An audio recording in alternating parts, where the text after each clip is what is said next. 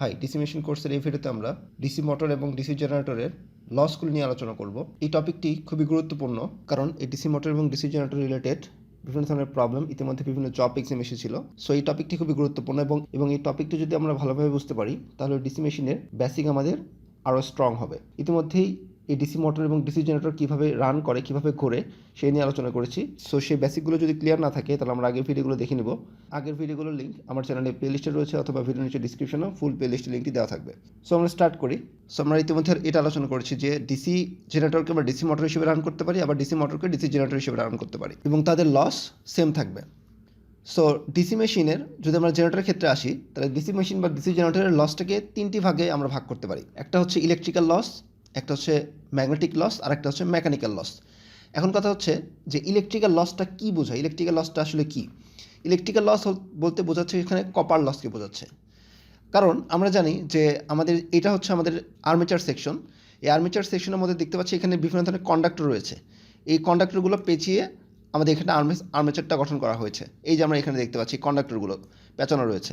এখন এই কন্ডাক্টরের মধ্যে যখন কারেন্ট ফ্লো করবে, যেহেতু একটা কয়েল এখানে আমরা দেখতে পাচ্ছি বা উইন্ডিং দেখতে পাচ্ছি, এই উইন্ডিংয়ের মধ্যে যখন কারেন্ট ফ্লো করবে তখন এখানে একটা লস হবে।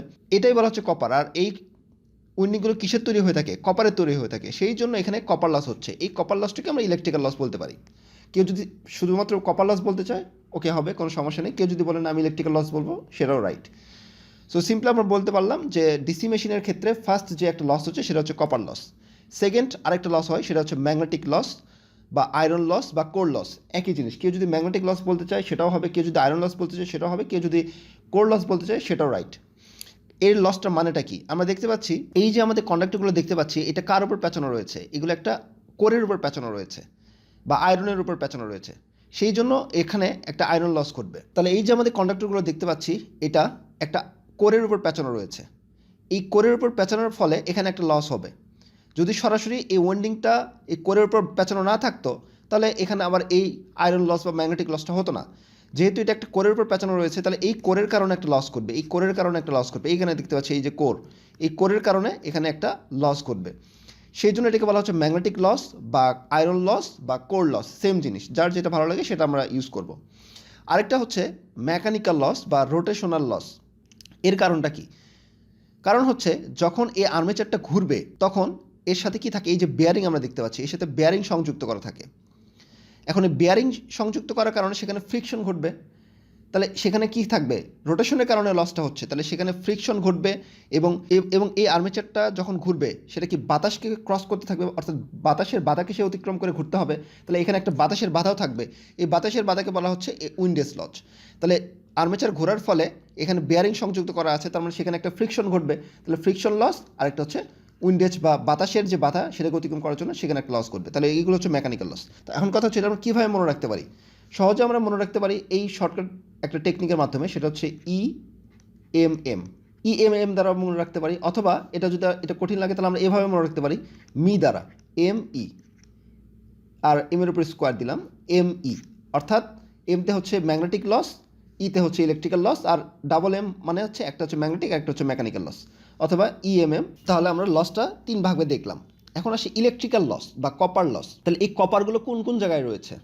আমরা ইতিমধ্যে ডিসি জেনারেটরের টাইপস নিয়ে আলোচনা করেছিলাম। সেখানে আমরা বিভিন্ন ধরনের টাইপস দেখেছিলাম, সিরিজ, শান্ট, কম্পাউন্ড। এই টাইপসের ভিডিওতে আমরা দেখেছিলাম। যদি আমাদের ডিসি জেনারেটরের টাইপস সম্পর্কে না জানি তাহলে আমরা আগের ভিডিওগুলো দেখে নিব, তাহলে আমরা এই টাইপস সম্পর্কে জানতে পারবো। এখন এই কপারগুলো কোন কোন জায়গায় রয়েছে? একটা আছে আর্মেচার সেকশনে। এই যে আমাদের আর্মেচার রয়েছে, আর্মেচারের এখানে ওয়েন্ডিং পেঁচানো থাকে, এই আর্মেচার সেকশনে কপার রয়েছে, এখানে একটা লস করবে। তারপর আবার আমরা পাবো হচ্ছে শান্টে, অর্থাৎ এই শান্ট বলতে এই যে ফিল্ড ওয়েন্ডিংকে বোঝাচ্ছে। অর্থাৎ এই ফিল্ডে আমরা দেখতে পাচ্ছি কয়েল পেঁচানো রয়েছে, ফিল্ড ওয়েন্ডিং। এগুলো হচ্ছে ফিল্ড ওয়েন্ডিং। এগুলো সম্পর্কে আমরা বিস্তারিত আলোচনা করেছিলাম। যদি বুঝতে সমস্যা হয় তাহলে আমরা বেসিক আগের ভিডিওগুলো দেখে নিব। সো এই যে শান্টে কিছু কপার থাকে, অর্থাৎ কিছু ওয়েন্ডিং থাকে। কিসের জন্য? ম্যাগনেটিক ফিল্ড তৈরি করার জন্য। এই জন্য এখানে একটা লস করবে। যেহেতু এখানে কপার রয়েছে তাহলে শান্টে কপার লস করবে। আরেকটা হচ্ছে series copper loss. Series copper loss, এটা আমরা আগের ভিডিওতে দেখেছিলাম সিরিজ কপার লস বলতে কী বোঝায়। তারপর আমরা একটু আলোচনা করবো এই বিষয়ে। সো একটু পরে আমরা এই বিষয় নিয়ে আলোচনা করবো। সিরিজ কপার লস, তাহলে সিরিজে যে ওয়েন্ডিংটা থাকবে সেটার কারণে একটা লস করবে। তাহলে এইগুলো সম্পর্কে আমরা একটু পরে বিস্তারিত আলোচনা করব, তখন আমরা এই বিষয়গুলো ক্লিয়ার হয়ে যাবে। এখন এই আর্মেচার কপার লস, এখন এই সেকশনটা আমরা কীভাবে মনে রাখতে পারি? সেকশনটা আমি সিম্পল মনে রাখতে পারি হচ্ছে এস মানে কি? গাধা। তাহলে এই এস দ্বারা আমরা সিম্পল এটা মনে রাখতে পারি, এ দ্বারা হচ্ছে আর্মেচার, এস দ্বারা হচ্ছে শান্ট, আর এস দ্বারা হচ্ছে সিরিজ কপার লস। ওকে, ক্লিয়ার। এখন আসে আমরা ম্যাগনেটিক লস বা আয়রন লস বা কোর লস। এই আয়রন লস বা কোর লসকে দুইটা ভাগে ভাগ করা হয়, একটা হচ্ছে হিস্টোরিসিস লস আর একটা হচ্ছে এডি কারেন্ট লস। সো এই হিস্টোরিসিস লস এবং এডি কারেন্ট লস সম্পর্কে আমরা ডিটেলসে গেলাম না, জাস্ট আমরা দেখলাম যে এই লসটা অর্থাৎ এই যে কোরটা আমরা ইউজ করতেছি, এই কোরের দুইটা লস হবে, একটা হচ্ছে এডি কারেন্ট লস, আরেকটা হচ্ছে হিস্টোরিসিস লস। সো এই সম্পর্কে আমি বিস্তারিত আলোচনা করেছি। যদি হিস্টোরিসিস লস সম্পর্কে ডিটেলসে জানার কারো আগ্রহ থাকে এবং এডি কারেন্ট লস সম্পর্কে যদি ডিটেলসে কারো জানার আগ্রহ থাকে, তাহলে আমি ভিডিও নিচে ডিসক্রিপশনে এই দুইটার ভিডিওর লিঙ্ক দিয়ে দিব। তাহলে সেই ভিডিওগুলো দেখলে আমরা হিস্টোরিসিস লস এবং এডি কারেন্ট লস সম্পর্কে ডিটেলসে জানতে পারবো। আর পরবর্তীতে আসলে হচ্ছে মেকানিক্যাল লস। আমরা মেকানিক্যাল লস দেখলাম, সেটা হচ্ছে ফ্রিকশন লস, আর একটা হচ্ছে উইন্ডেজ লস। এখন যখন আমরা অঙ্ক সলভ করব অর্থাৎ প্রবলেম সলভ করব, তখন সেই ক্ষেত্রে আমাদের দুইটা ইম্পর্টেন্ট পয়েন্ট থাকবে, একটা হচ্ছে কনস্ট্যান্ট লস আর একটা হচ্ছে ভেরিয়েবল লস। সো দুইটা ইম্পর্টেন্ট বিষয়, একটা হচ্ছে কনস্ট্যান্ট লস আর একটা হচ্ছে ভেরিয়েবল লস।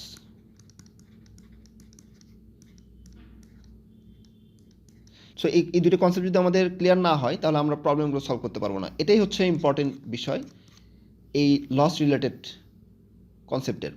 কনস্ট্যান্ট লস বলতে বোঝাচ্ছে, যদি আমরা ডিসি জেনারেটর নিয়ে কথা বলি, সো ডিসি জেনারেটরের ক্ষেত্রে আমাদের আর্মেচারের ভোল্টেজ উৎপন্ন করবে, সেটা কি কাকে সাপ্লাই দিবে? লোডে সাপ্লাই দিবে। এখন কনস্ট্যান্ট লস বলতে বোঝাচ্ছে যে যখন আমাদের আর্মেচারের ভোল্টেজ জেনারেট হচ্ছে, সেই ভোল্টেজটা কোথায় যাবে? লোডে চলে যাবে। এখন লোডটা যদি আমরা কম বেশি করি, তাহলে লোড কম বেশি করার ফলেও যে আমাদের লসগুলো কনস্ট্যান্ট থাকবে। অর্থাৎ আমরা দেখা যাচ্ছে যে একটা জেনারেটর আছে, জেনারেটরের লোডে আমরা জেনারেটর আউটপুটে আমরা 1 কিলোওয়াট লোড ইউজ করলাম, তাহলেও যে লস ঘটবে, 2 কিলোওয়াট লোড ইউজ করলেও যে লস ঘটবে, 5 কিলোওয়াট সেম আসবে, 10 কিলোওয়াটেও সেম লসই ঘটবে। অর্থাৎ যে লসগুলো লোডের ভেরিয়েশনের উপর ডিপেন্ড করবে না, সেটাকে বলা হচ্ছে কনস্ট্যান্ট লস। আর যে লসগুলো জেনারেটরের লোডের ভেরিয়েশনের উপর ডিপেন্ড করে চেঞ্জ হতে থাকবে, সেগুলোকে বলা হচ্ছে ভেরিয়েবল লস। সো আমরা মনে হয় এটা বুঝতে পেরেছি।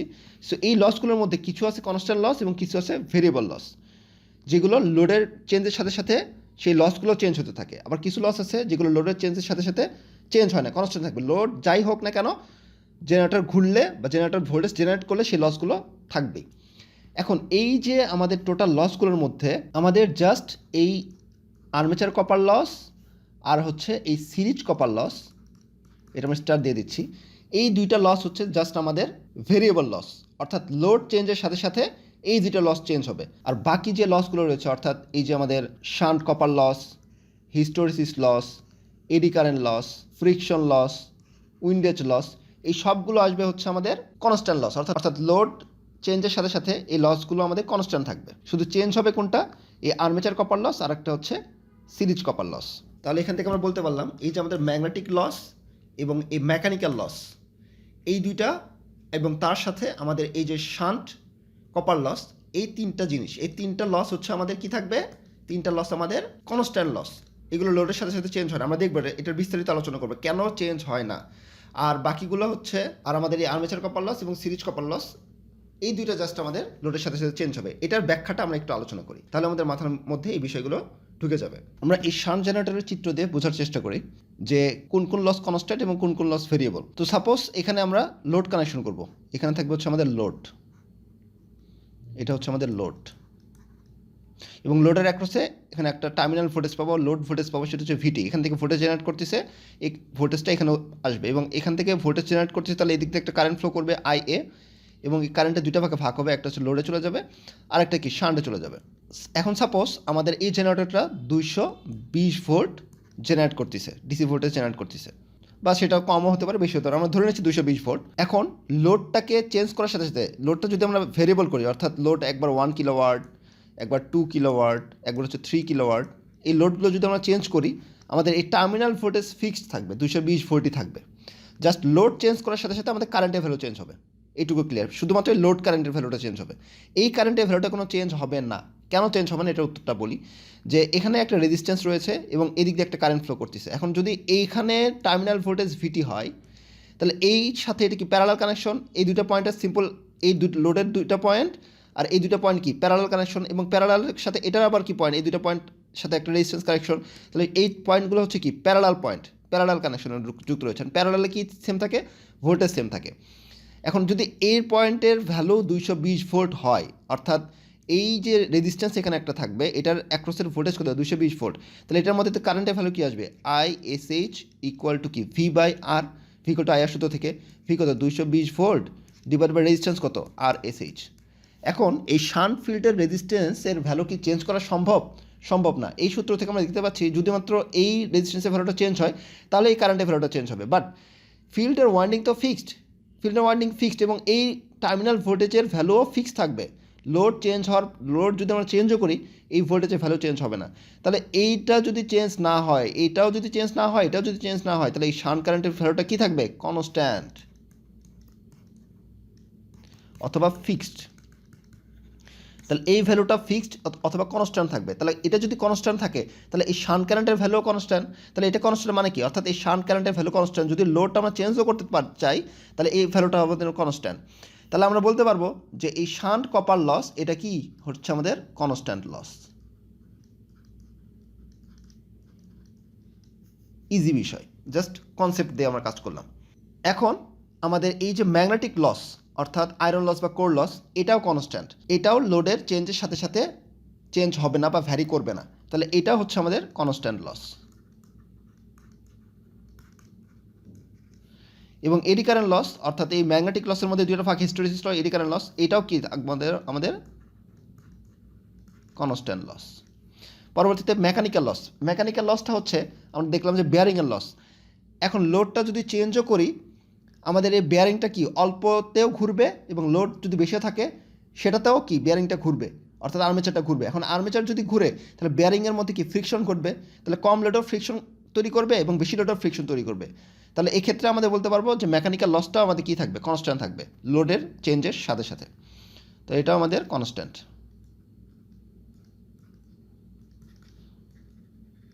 তার মানে ইউনিট লসটা আমাদের কনস্ট্যান্ট। তাহলে এইগুলো হচ্ছে আমাদের কনস্ট্যান্ট, অর্থাৎ এটা আর এই যে এই শান্ট। এখন আসি আমাদের ইম্পর্টেন্ট বিষয় যে কেন আমাদের আর্মেচার কপার লস এবং সিরিজ কপার লস এই দুটো ভেরিয়েবল। এখন আমাদের লোড চেঞ্জের সাথে সাথে কি বললাম আমরা এই লোড কারেন্টের ভ্যালুটা চেঞ্জ হবে।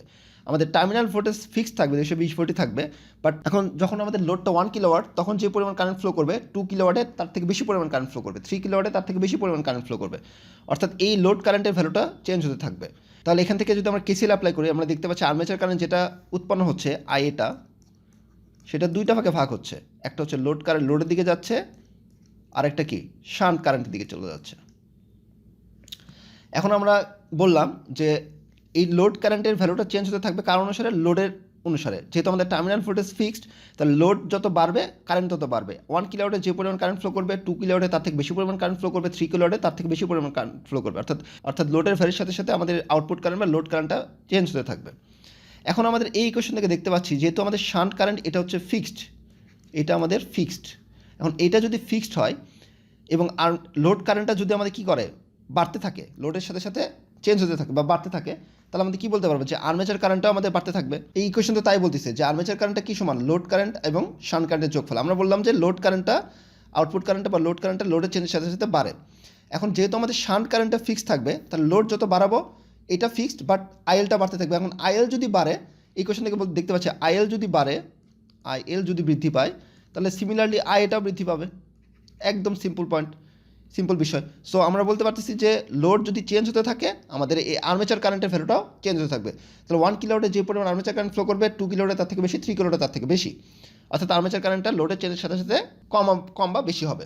এখন আমরা দেখলাম যে আর্মেচারের মধ্যে কী পেঁচানো থাকে, তার পেঁচানো থাকে বা কয়েল পেঁচানো থাকে, তাহলে সেখানে একটা রেজিস্ট্যান্স থাকবে। তাহলে লোড যদি চেঞ্জ হয় আমাদের কি আর্মেচার কারেন্টটা চেঞ্জ হবে, আর্মেচার কারেন্ট চেঞ্জ হলে সেখানে রেজিস্ট্যান্সের মধ্যে ভোল্টেজ ড্রপটা বেশি হবে। আর্মেচারের যে পাওয়ার লস সেটা সূত্র কি আই স্কোয়ার আর, আমাদের লস কী করবে পাওয়ার লস করবে, তাহলে এখানে আমাদের লসটা কী করবে আই স্কোয়ার আর পরিমাণ লস করবে। তাহলে কারেন্ট কি আর্মেচারের মধ্যে কারেন্ট হচ্ছে আই এ তারপরে স্কোয়ার ইন্টু আর্মেচার রেজিস্ট্যান্স আর এ, তাহলে এই পরিমাণ লস এখানে ঘটবে আর্মেচারের মধ্যে লস করবে। এখন তাহলে আমরা এটা বুঝতে পারলাম যে আর্মেচার লসটা এটা আমাদের কি ভেরিয়েবল, আর সিরিজ কপার লস এটা আমাদের ভেরিয়েবল। এখন এইটার বিষয়টা আমরা বুঝি সিরিজ কপার লসটা কীভাবে আসলো। তাহলে এখানে আমরা সিরিজ জেনারেটর ক্ষেত্রে দেখতে পাচ্ছি আর্মেচারের মধ্যে একটা রেজিস্ট্যান্স থাকবে, এখানে একটা ড্রপ হবে এবং তার সাথে সিরিজ একটা রেজিস্ট্যান্স থাকবে। তাহলে এখানে দুই জায়গায় ড্রপ হবে, কী পরিমাণ আই এ স্কোয়ার আর আরেকটা ড্রপ করবে কোথায় এই যে সিরিজের রেজিস্ট্যান্সটা হচ্ছে যেহেতু সিরিজের কারেন্ট সেম, তাহলে সেম কারেন্টই ফ্লো করবে I square into R S C. তাহলে এই যে সিরিজের ক্ষেত্রে এখানে সিরিজের জন্য একটা ড্রপ হলো, আরেকটা কি আর্মেচারের জন্য ড্রপ হলো। আরেকটা ডায়াগ্রাম আমরা দেখতে পাবো যে এই সিরিজ ড্রপটা ঘটে, সেটা কোথায় ঘটে আমরা একটু দেখি। এই যে শর্ট শান্ট ডিসি জেনারেটরের ক্ষেত্রে এই যে সিরিজে একটা রেজিস্ট্যান্স আমরা এখানে থাকে, আমরা ইকুইভ্যালেন্ট সার্কিটে বিস্তারিত দেখেছিলাম এটা কীভাবে এখানে আসলো রেজিস্ট্যান্সটা। সো এই যে শর্ট শান্টের ক্ষেত্রে এই সিরিজ রেজিস্ট্যান্সটা এখানে থাকবে, তাহলে এই ক্ষেত্রে আমাদের এখানে একটা লস ঘটবে। তাহলে কোন কোন জায়গায় লস ঘটবে, এক্ষেত্রে আমরা দেখতে পাচ্ছি ভেরিয়েবল লসগুলো এই দুইটা জায়গায়। তাহলে একটা হচ্ছে আমাদের আই এ স্কোয়ার আর এ, আরেকটা হচ্ছে এই যে আর এস সি, এবং এটার একটা কারেন্টটা কী আসবে, লোড কারেন্ট আসবে, অর্থাৎ I L R S C তারপরে স্কোয়ার। এটা হচ্ছে কি আমাদের ভেরিয়েবল লস, কারণ লোডের চেঞ্জের সাথে সাথে এই লসগুলো চেঞ্জ হয়, কারণ কারেন্টের ভ্যালুগুলো চেঞ্জ হয়। সো এইভাবেই সিম্পল আমাদের কনসেপ্টটা ক্লিয়ার রেখে আমরা প্রবলেমগুলো সলভ করবো। সো প্রবলেমগুলো আমরা বিস্তারিত আলোচনা করতে পারবো। সো আশা করি আমরা বিষয়টা বুঝতে পেরেছি। সো নেক্সট ভিডিওতে আমরা এই রিলেটেড অন্যান্য টপিক নিয়ে আলোচনা করবো।